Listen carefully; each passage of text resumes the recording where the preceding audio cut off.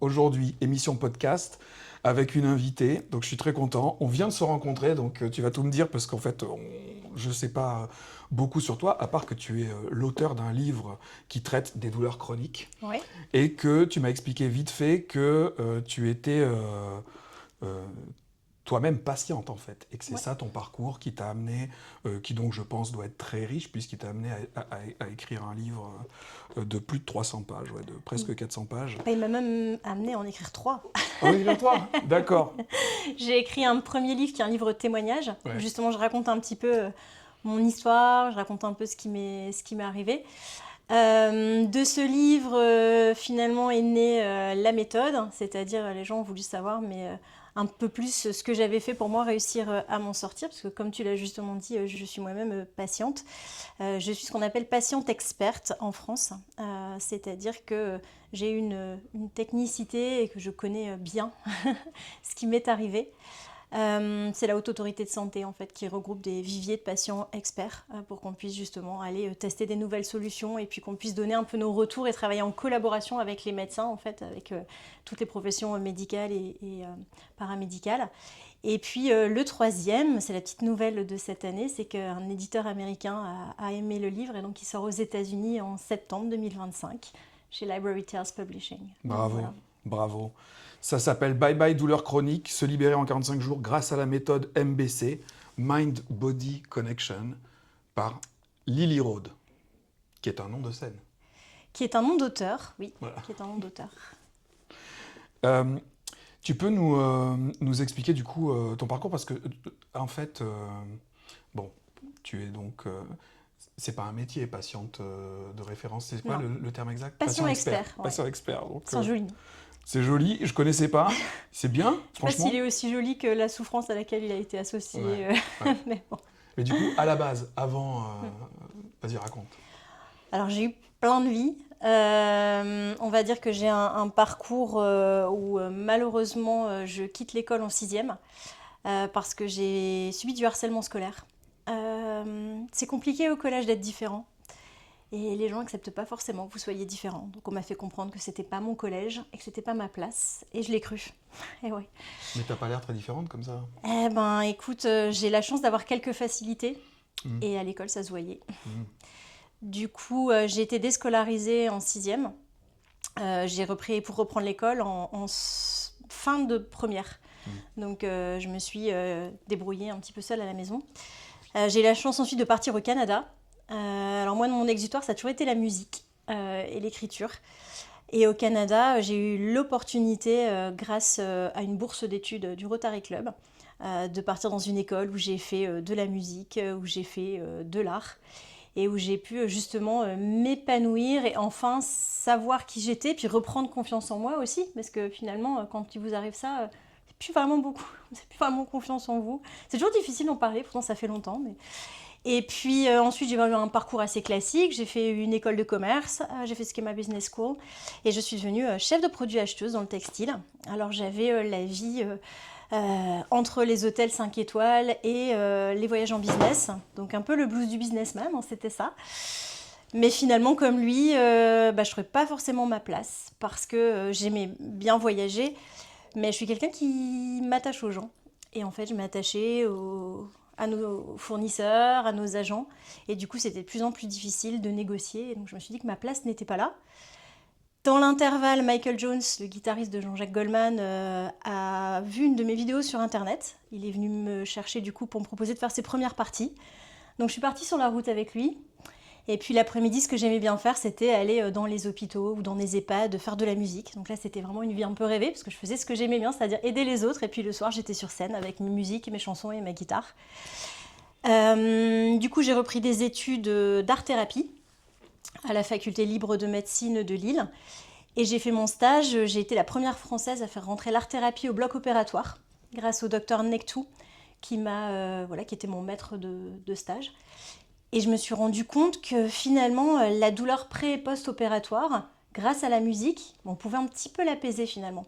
Parce que dans la publication qu'on a fait, on s'est rendu compte qu'on pouvait réduire les doses d'anesthésiants si l'enfant était calme en pré- et post-opératoire. Et donc ça consistait en quoi? Tu allais chanter pour les enfants qui allaient au bloc? Alors, l'idée, c'était qu'ils soient vraiment actifs. Donc, c'était plus eux qui faisaient. Donc, alors, attention, il y a tout ce qui est maladie nosocomiale, etc. Donc, tout était très encadré.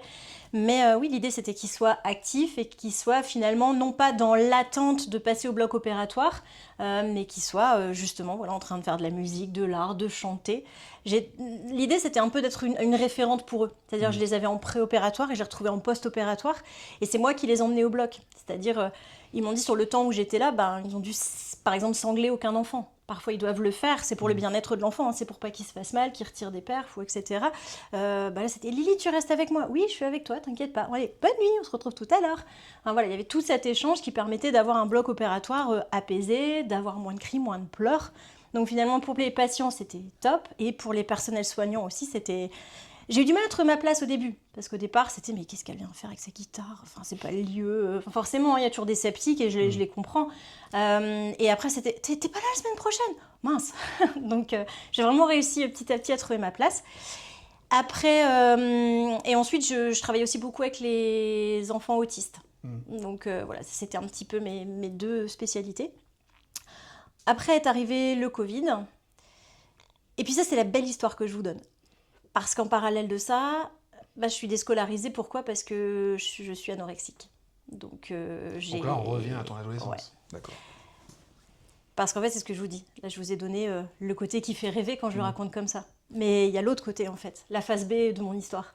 La phase B de mon histoire, c'est que je suis déscolarisée parce que je suis anorexique, à un point où je ne peux plus aller à l'école. Quand je suis chef de produit acheteuse, j'ai des migraines horribles, mais horribles. Donc, j'associais ça au fait du décalage horaire, etc. Mais finalement, même en vacances, j'avais des migraines horribles. Beaucoup d'insomnie, etc. Et puis, c'est des douleurs ensuite qui sont arrivées un peu partout. Alors, quand je chantais, etc., quand j'étais sur la route, j'avais mal partout. Donc maintenant, on dirait un syndrome fibromyalgique. Le nom n'était pas aussi courant à l'époque, mais c'était ça. J'avais mal partout et tout le temps. Je ne savais pas pourquoi. Et puis, tout récemment, et là, on revient dans le plus présent, post-Covid et pendant Covid, je commence à avoir très mal au dos. Et là, c'est la descente aux enfers, littéralement, puisque je finis Lié même... à une infection Covid ou pas? Pas du tout. J'ai eu la chance de ne pas être touchée par le Covid. Je ne l'ai pas eu. Mais par contre, non, vraiment des grosses douleurs au niveau du dos. Si bien qu'un jour, je ne sais plus bouger, en fait. Et je commence petit à petit à être paralysée. Le mal de dos, on m'avait dit, oui, c'est normal, vous avez une hernie discale. C'est pour ça que vous avez mal au dos. L'hernie discale explose.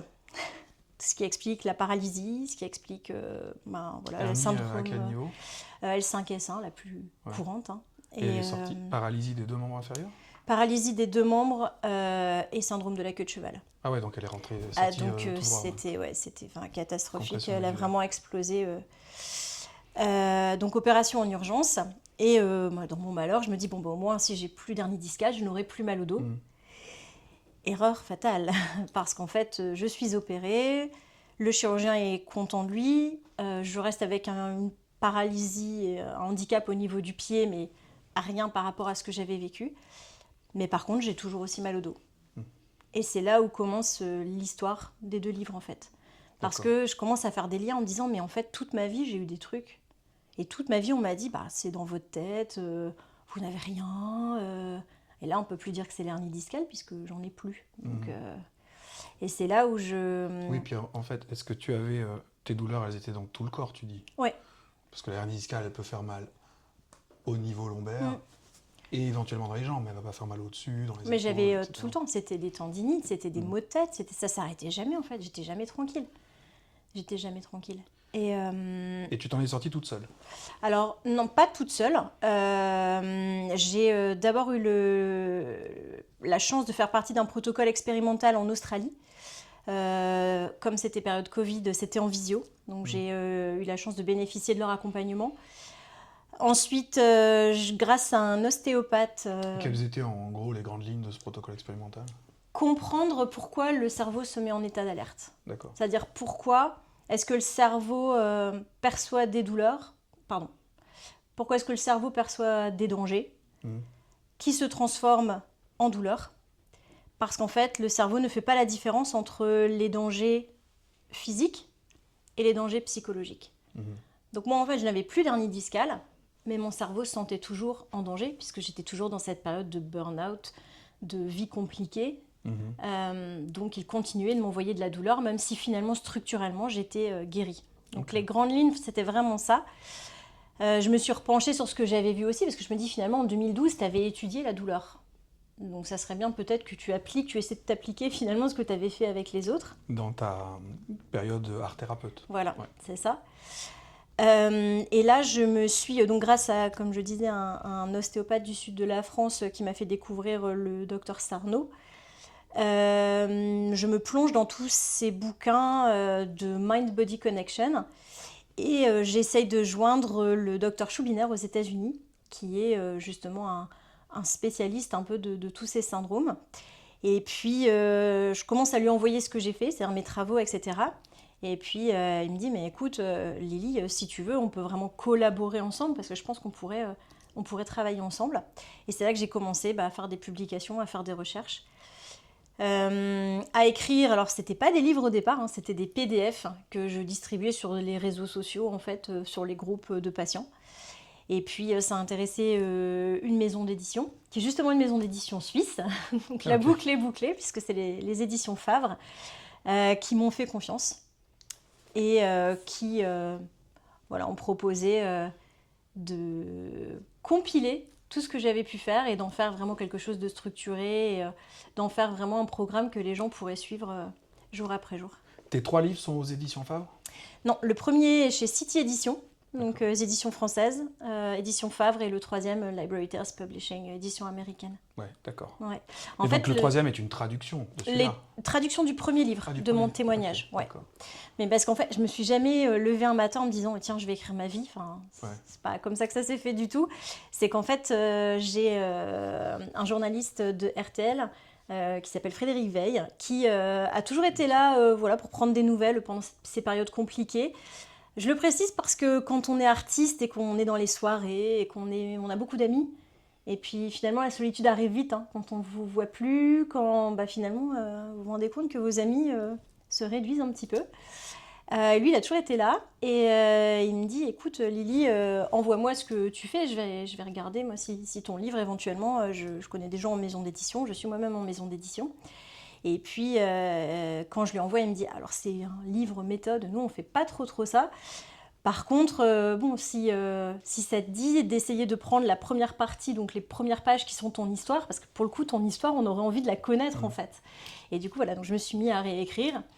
Je lui ai envoyé, et puis un jour, alors plus de nouvelles, et un jour, coup de fil, Lily, j'ai une mauvaise nouvelle. Je me dis, bon, il n'est pas pris. Si, il est pris, donc maintenant tu peux écrire tout le reste. Donc ça s'est fait comme ça. Et après, j'ai démarché en fait les maisons d'édition américaines. Alors on m'avait dit, j'avais peu d'espoir de trouver une maison d'édition. Et pourtant, le 1er janvier de cette année, j'avais un message dans ma boîte mail en disant, voilà, donc, le livre les intéressait. Félicitations, c'est absolument inspirant. Tu as fait de ton épreuve, tu l'as transcendée. C'est la base. Et tu n'as plus du tout de douleur aujourd'hui ? Non.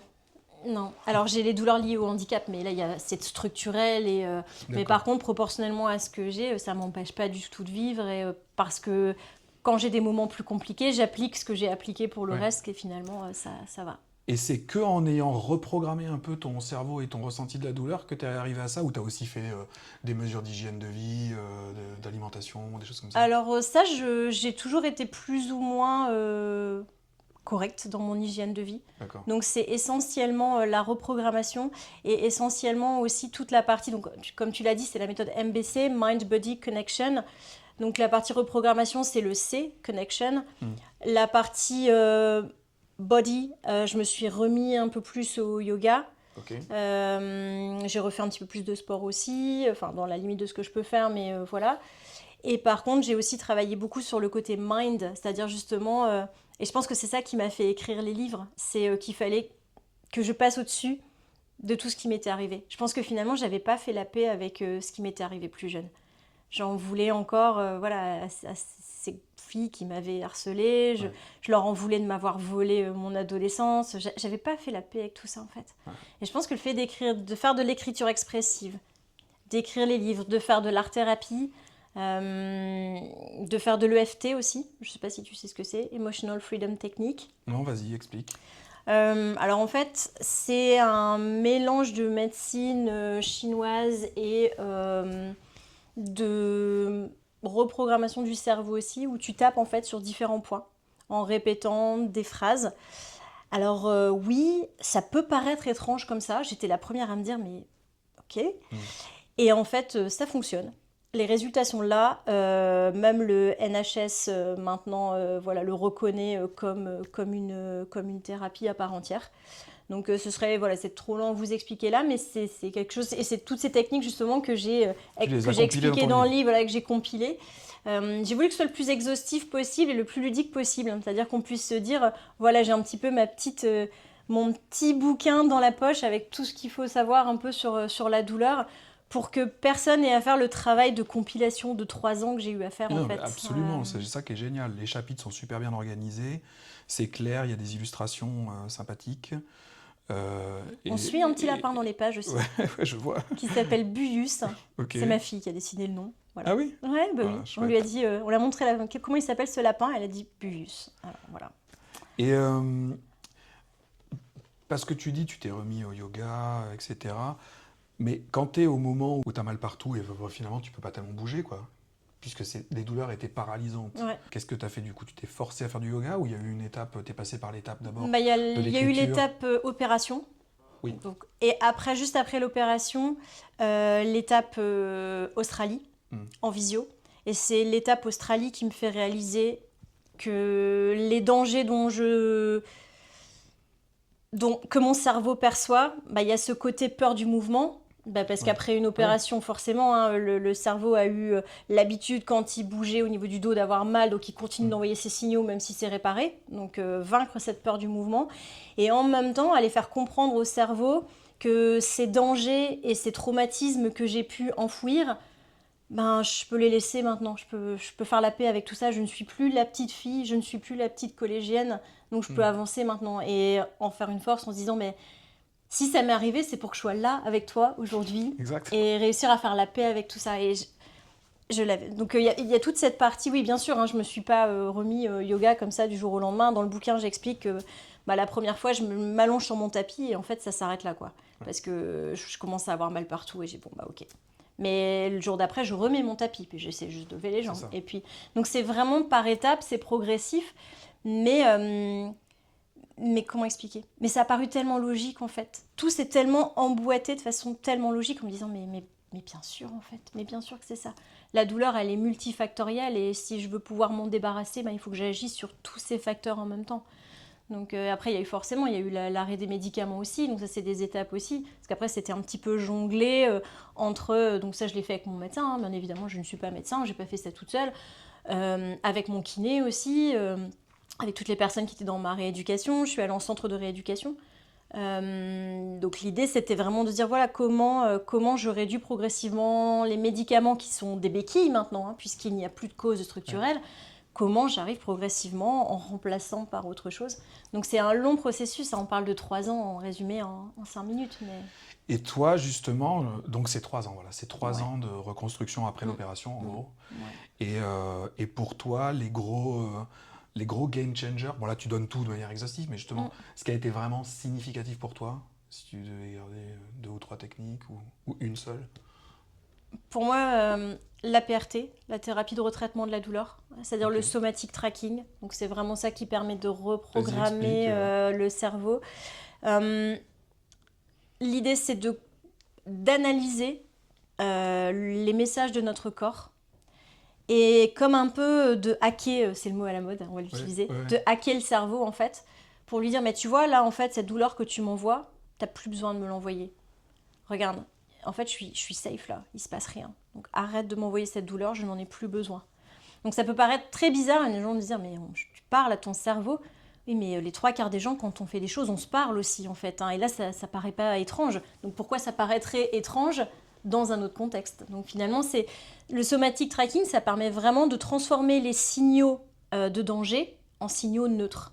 Donc ça, c'est une grande étape. D'ailleurs, j'en ai parlé au docteur Schubiner, je l'ai eu, on était en visioconférence la semaine dernière, parce que justement, tout ça, l'idée maintenant, c'est d'en faire une application mobile. Donc pour aller un petit peu plus loin encore, là dans le livre, on scanne et on a des ateliers en ligne. Donc on a des méditations, on a justement les somatic tracking. L'idée c'est d'apprendre à faire les somatic tracking soi-même. On a un peu de yoga. On a Les ateliers en vraiment, ligne, c'est toi qui les animes ou c'est des Alors petits cours, là c'est des ateliers qui sont fixes. Pour l'instant Ok. c'est des vidéos qu'on peut télécharger.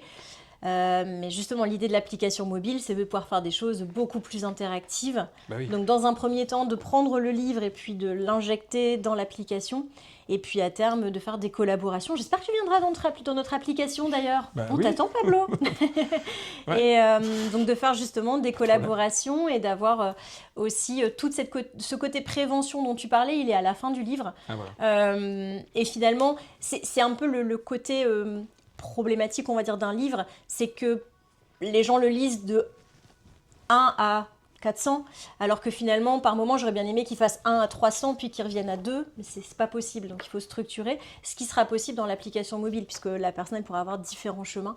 Ouais. Donc, c'est vraiment donner encore plus comment dire, de souplesse à la méthode.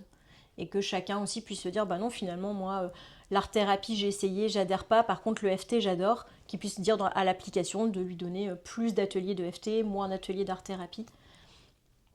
Donc, c'est vraiment le... Et maintenant, c'est devenu ton la activité suite. principale, ça? Non, je suis professeure agrégée d'anglais à D'accord. l'Université de Lille. Ok. Alors, par contre, je me suis mis à 80%. Et l'université est vraiment un excellent soutien pour moi. Parce que c'est vrai dans la mesure où ça ne dérange pas les étudiants bien sûr, mais j'ai la possibilité parfois d'arranger mes cours pour justement assister à des conférences. Donc ils ont vraiment, dès le départ, ils m'ont vraiment soutenu pour le projet. Et là, on est en train de réfléchir à, lorsque l'application sera sortie, justement, comment pouvoir en faire bénéficier les étudiants. Puisque je pense que ça va être pareil en Suisse, mais nous, en France, les jeunes vont pas très très bien depuis le Covid. Et la santé mentale n'a jamais été autant au cœur de toutes les discussions. Et par contre, c'est vrai que dans l'application mobile, il y aura aussi tout un aspect, donc ce sera le programme structuré de la MBC, des ateliers pluridisciplinaires, alignés sur les recommandations de l'OMS, je précise. Donc on n'est vraiment pas dans les médecines parallèles ou autres, on est vraiment dans de la médecine. On n'est pas dans de la médecine, on est dans la thérapie intégrative pour s'intégrer au parcours médical du patient. Et aussi toute une communauté en fait. L'idée c'est d'avoir une communauté bienveillante parce que le problème des groupes Facebook, et on en parle aussi beaucoup sur la santé mentale des jeunes, c'est qu'il y a tout ce qui est haters, que les jeunes, j'avais vu un reportage, les jeunes filles, elles n'osent pas forcément aller parler à leurs copines sur internet de leurs problèmes parce qu'elles ont peur qu'il y ait quelqu'un qui voit, qui lise, qui reposte. Donc l'idée ce sera d'avoir vraiment cette communauté sécurisée où les gens savent à qui ils parlent et que les conversations sont monitorées par des humains. Parce que l'application mobile c'est bien, mais rien ne remplace ce qu'on fait là, c'est-à-dire le contact humain. Et l'idée, c'est pas d'enfermer les gens dans une application mobile. Je pense que les jeunes, ils y sont déjà suffisamment. Mais c'est au contraire de proposer un lieu où, tiens, finalement, toi, t'as mal au dos, du coup, tu sors plus avec tes potes parce que, tu fais plus les mêmes sports qu'eux, tu fais plus tout ça. Écoute, moi, je suis sur Genève aussi et moi aussi, j'ai mal au dos. Ça te dit pas qu'on aille marcher ensemble, ça te dit pas qu'on aille faire un peu de yoga adapté ensemble.